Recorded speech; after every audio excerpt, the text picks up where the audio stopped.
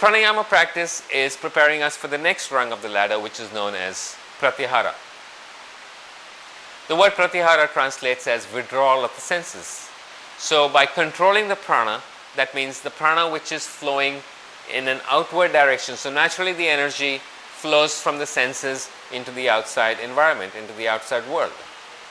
The practice of pratyahara is the practice of taking this energy. First, we've learned how to control this energy through pranayama. Once the energy comes under our control, we learn how to withdraw this energy inside so we can prepare for the next rung of the ladder.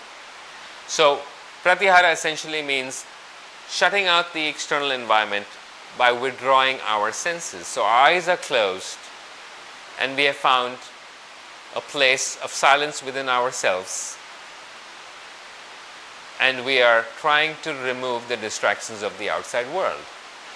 That practice of pratyahara will lead us to the next stage of the yoga practice, which is known as dharana, or concentration.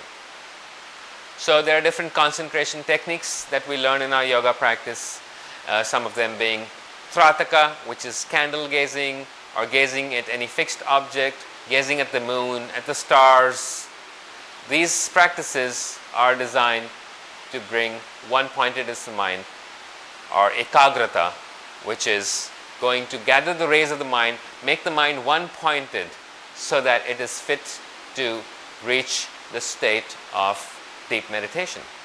So when the mind becomes concentrated through the practice of dharana or concentration, the mind will be propelled into a state of deep meditation.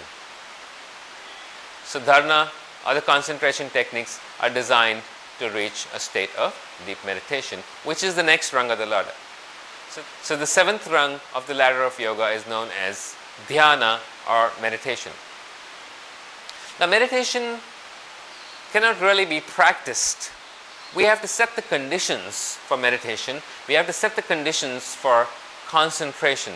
So when we can practice concentration for prolonged periods of time, that will lead us into a state of meditation.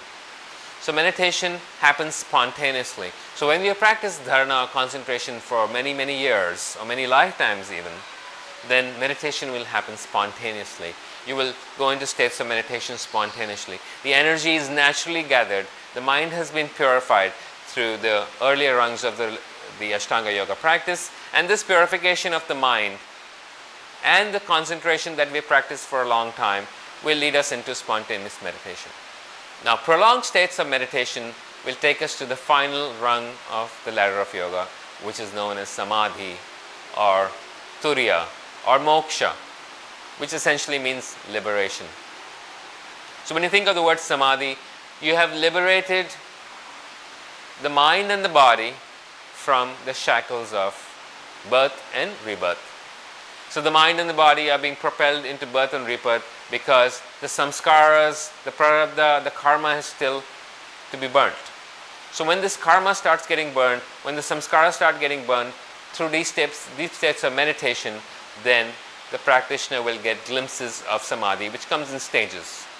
So when you study the Yoga Sutras, Maharishi Patanjali talks about the different stages of samadhi.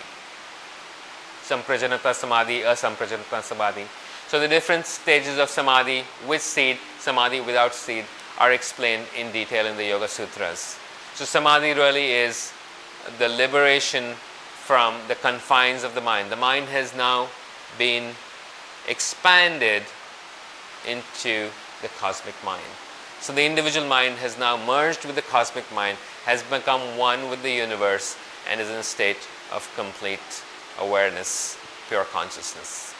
So these 8 rungs of yoga, these 8 rungs on the ladder of yoga, are designed as a systematic, as a scientific practice of purifying the mind, purifying the body, and reaching the states of higher consciousness, and ultimately liberation or samadhi or moksha.